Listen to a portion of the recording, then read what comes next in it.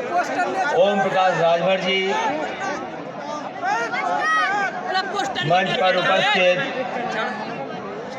तिलक चंद अहिरवार जी, पूर्व एमएलसी श्याम सुंदर जी, पूर्व सांसद चंद्रपाल जी, बहुजन समाज पार्टी में रहे प्रदेश के अध्यक्ष जी RS कुशवाहा जी, पार्टी के एमएलसी सुशांत यादव जी, अखिलेश कटियार जी, कैलाश सिंह जी, श्रीमती ज्योति सिंह जी, महेंद्र मान सिंह जी, सिंह जी, श्रीमती सरिता राम लखन जी, श्रीमती शिल्पी रजक, धनंजय सिंह जी, गिरधारी सिंह जी, सतरंग जी, चंद्रभूषण सिंह, बुंदेला जी, गुड्डू राजा से लेकर के मंच पर उपस्थित सभी समाजवादी पार्टी के नेता इस सभा में आए हुए हमारे सभी आदरणीय बुजुर्ग, किसान भाई, मजदूर, बड़ी संख्या में नौजवान साथी, उपस्थित सभी पत्रकार साथी, मैं सबसे पहले इस सभा में उपस्थित आप सबका बहुत बहुत धन्यवाद और आभार प्रकट करता हूं। इस ऐतिहासिक कार्यक्रम के लिए मैं बधाई देता हूं आपको। जहां मौसम थोड़ा खराब है, आज का मौसम अचानक बदला, लेकिन मैं देख रहा हूं यहां पर मैदान में जितने लोग दिखाई दे रहे हैं, मौसम कैसा भी हो, लेकिन ये जो जन समर्थन दिखाई दे रहा है, ये जो उत्साह दिखाई दे रहा है, ये बता रहा है कि लखनऊ में जो बैठे उनका मौसम खराब होगा। अब उनकी कोई चाल चलने वाली नहीं है। और यहाँ के लोगों ने भी बहुत सुन लिए हैं उनके जुमले। अब यहाँ जुमले भी नहीं चलने वाले हैं। मैं बधाई देता हूँ एक एक साथी का जो इस मैदान में उपस्थित है। ये बुंदेलखंड का आखिरी जिला माने हम। ललितपुर ऐसा जिला है जो चारों तरफ से लगभग मध्य प्रदेश से घिरा हुआ है। ये जिला ऐसा है जो मध्य प्रदेश से घिरा है, उत्तर प्रदेश में है, और अभी अभी नीति आयोग के भी जो आंकड़े आए होंगे वो आप जानते होंगे कि आज सबसे ज्यादा गरीब लोग अगर कहीं हैं तो वो बुंदेलखंड में हैं। और बुंदेलखंड में भी अगर सबसे ज्यादा गरीब लोग कहीं हैं तो वो महोबा और ललितपुर में दिखाई देते हैं। अभी मैं जिनका कार्यक्रम देख रहा था, जो स्वागत में कार्यक्रम कर रहे थे, सेरिया बिरादरी के लोग, मुझे याद है ललितपुर में जब हम लोग समाजवादी पैकेट बांटने आए थे सूखा के समय पर, सूखा के समय पर यहाँ पर बड़े पैमाने पे किसानों का नुकसान हुआ और ऐसी तस्वीर देखने को मिली कि जहां पर लोगों पर खाने को कुछ नहीं था। जिस समय समाजवादी सरकार थी, एक अंग्रेजी चैनल ने भी ये दिखा दिया कि यहाँ बुंदेलखंड में कुछ ऐसे लोग हैं जो घास की रोटी खा करके जीवन जी रहे हैं।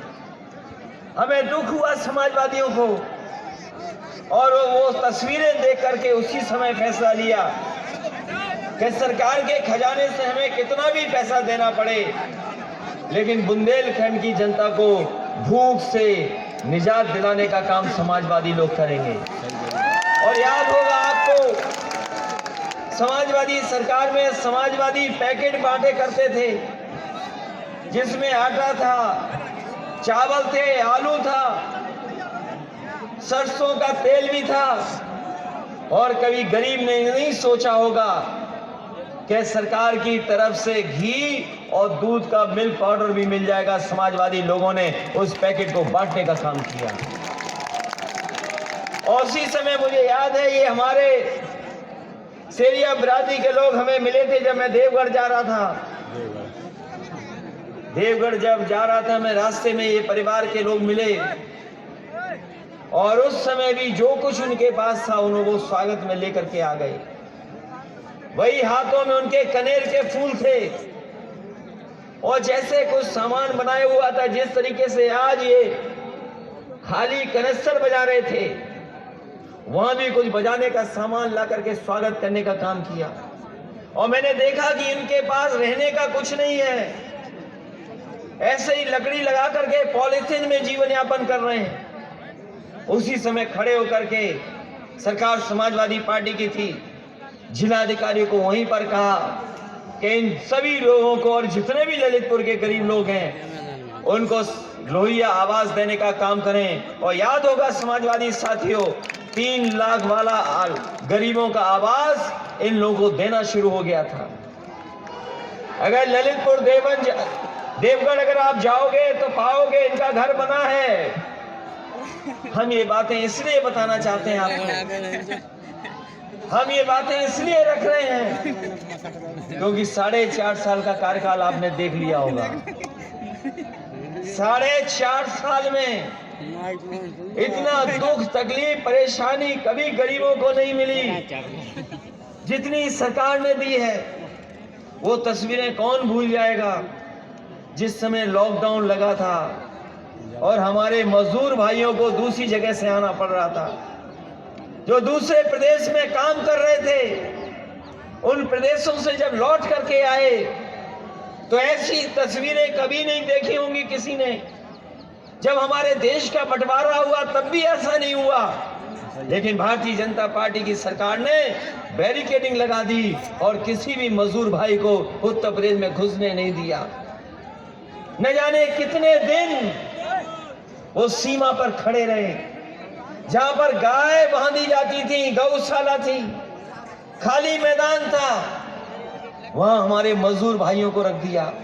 भूखे प्यासे, बिना नहाए, बिना पानी के हफ्तों हफ्तों हमारे मजदूर भाई रहे। और तब रहे जब सरकार के पास सब कुछ था। अगर चाहती सरकार तो हमारे मजदूर भाइयों को पैदल नहीं चलना पड़ता।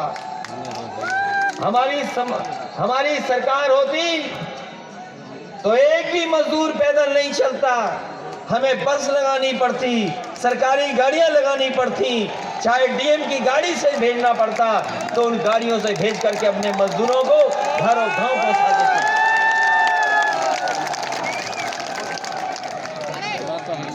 ऐसी तस्वीर और ऐसी खबर दुनिया में नहीं आई होगी जैसी ललितपुर के एक बार आई थी।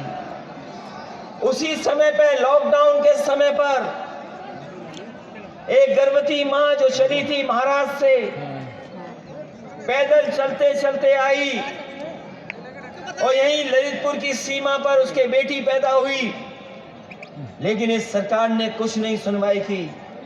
वो मां 2-3 घंटे वहां रही, उसके बाद अपनी बच्ची को लेकर के अपने गांव पहुंच गई। कोई मदद नहीं पहुंची। जब खबर मैंने पढ़ी अखबारों में तो मैंने समाजवादी पार्टी के नेताओं को उसके घर पर भेजा और घर पर भेज करके मैंने कहा ये दूर से चल करके आई होगी, हो सकता है इसके परिवार के पास कुछ ना हो, उसका वही गरीब घर, वही टूटा फूटा घर पॉलिथीन से ढका हुआ था। कोई मदद नहीं पहुंची सरकार की तरफ से। अगर किसी ने उस मां की मदद की थी तो वो समाजवादी लोगों ने मदद की और 1 लाख रुपए उस परिवार को पहुंचाने का काम किया। केवल मां की मदद नहीं, बल्कि जितने मजदूर हमारे गांव नहीं पहुंच पाए और घर परिवार से नहीं मिल पाए, बीच में ही उनकी जान चली गई, अगर किसी ने मदद की थी 1-1 लाख रुपए की तो समाजवादी पार्टी ने मदद करने का काम किया था। ये बात मैं इसलिए बता रहा हूं, ये बातें मैं इसलिए बता रहा हूं, ये बहुत सत्ता में बैठे लोग कहते हैं परिवारवाद, परिवार परिवार। मैं आपसे कहना चाहता हूं, जिनके परिवार होते हैं वही परिवार वालों का दुख समझ सकते हैं।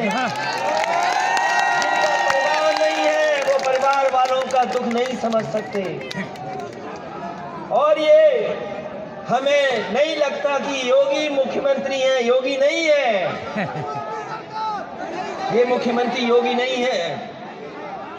ये योगी वही होता है जो दूसरे का अपना दुख समझे।